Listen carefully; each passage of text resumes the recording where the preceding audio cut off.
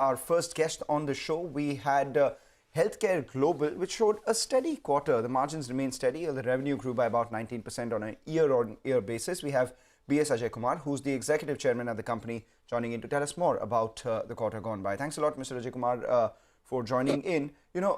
Just wanted to understand, there has been sequential weakness in the average revenue per occupied bed. What kind of trends can you guide us for on two accounts? One, average revenue per occupied bed, and secondly, the occupancies for the next couple of quarters? As you know, our RPOP for the mature centers are doing extremely well. They're over 40,000. And centers which are not mature are ramping up. And overall, it has been around 37. Still, it is a growth as we see by it.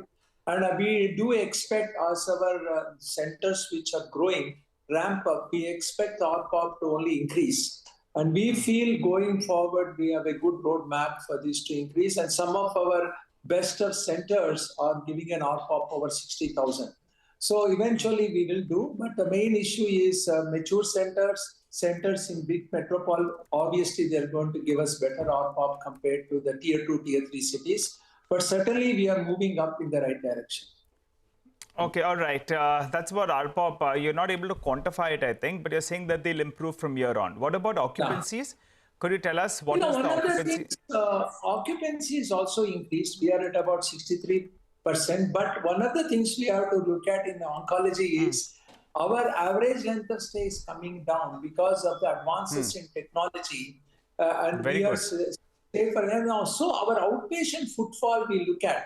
As we know, we see the largest number of cancer patients, 120,000 patients per year. And that is significantly going up year on year. So we look at outpatient services like radiation, outpatient chemotherapy, targeted therapy. So more and more of this we look at as our footfall rather than look at our occupancy. But even the occupancy has ramped up significantly well. And we expect the occupancy to go up over 70% in the coming few quarters in the next year.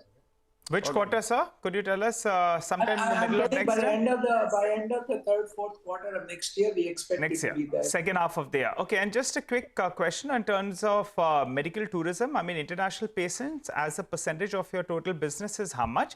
And has it returned to pre-COVID levels? Actually, it is better than the pre-COVID level, 1.5 times more than the pre-COVID level. And in answer to your question, overall, when you look at even tier 2, tier 3 cities, and it's about 5% of the revenue. But the important thing to think is, obviously, the patients won't come to tier 2, tier 3 cities. But we are looking at Bangalore, Mumbai, Calcutta as our main centers. There in Bangalore, for example, over 18% of our revenue is coming from international. And that is going to only increase. And Mumbai, we are expecting a significant increase as well as in Kolkata. With this, our international is doing extremely well. And I think we will ramp up further in the coming year, provided there are no COVID-like situations. Right. Among everything that you said to us, the number that stayed with both Nigel and me, and I can speak on both our behalves because we've seen the disease closely in our relatives, etc. as well, is the fact that medical technology advancement has reduced the length of stay in all the patients, and your outpatient number is doing well. So that's good on society. That's good that we as humanity are beating cancer. Society, but good for the patients because they spend less number of time, less infection. But technology and bringing efficiency in the system is key for treating cancer patients the right way the first time. Right, we take that point, and good on you, sir, for that. What I wanted to know is, you said that your matured centers have almost 60,000 as an average revenue per occupied bed. Some of them, yes. By when does the differential between matured and emerging centers narrow? And once it does, what could your margins look like? Because 65% of your costs are fixed in nature. So operating leverage plays a big part, right? We expect this to narrow in the next 2 years significantly. Regarding the margin, as we know, as of now, when we take out the one-time cost we had in this year, our margin was about 19%. And I think this will go to the low 20s very quickly, ramp up. In the coming 2 years, we see this ramping up. And I think and particularly our center of excellence, like in Bangalore, for example, has a margin of 28%. I don't think we can achieve 28% across the centers, but our target is to be in the mid-20s in the next few years. Okay. I think this is achievable with the type of interventions we are doing in bringing efficiency in the system. And I do see this happening in the next 2 years. Okay, very quickly, sir, we are running a little short on time now. Emerging centers, they're ramping up well. You've put out the graph for the last few quarters. The question is, the margins are not really flowing through as quickly. Why is that? Because we need to reach a certain revenue model before the margins ramp up. Because some of these emerging centers are still Mumbai, South Mumbai and all. As we know, the cost of operation will be high there.